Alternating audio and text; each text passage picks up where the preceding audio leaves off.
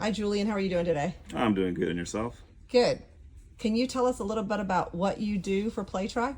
So I am the IRONMAN Expo director. So what I do is I coordinate all the mechanics to work some of the events. We do set up a shop at Expo where we'll do service, we'll do some retail sales, pretty much get the athletes up and running for race day.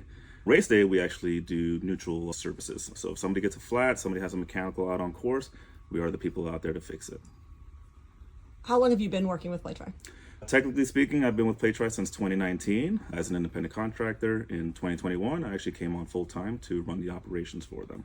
What's the funnest thing you find when you're working at the IRONMAN Events?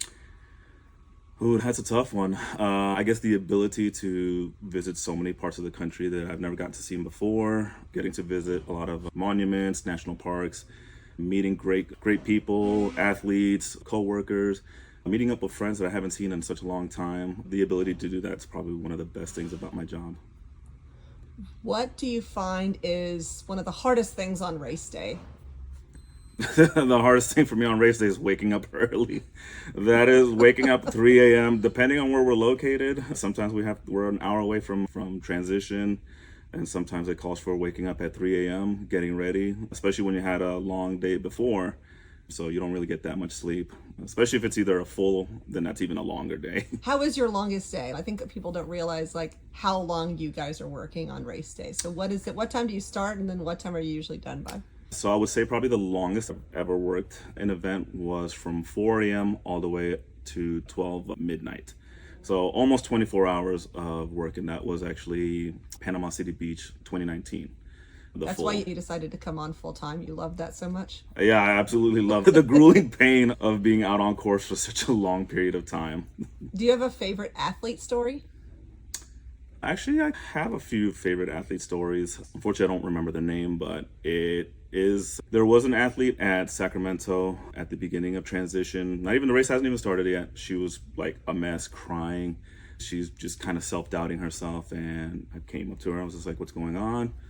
Reassured her, comforted her a bit, and then she actually finished the race. And she actually sought me out on Facebook to thank me for giving her the reassurance to get her doing the whole course. So that's awesome. Do you have any crazy athlete stories?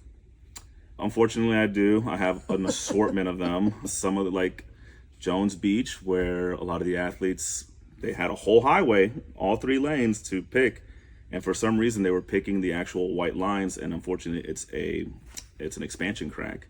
So there was 4 accidents there that could have been avoided had they just looked up. Unfortunately, we are also first responders as well. So there were a few incidents that we did have to provide first aid. One of the saddest but best one is we were able to save somebody's life because we were first on scene.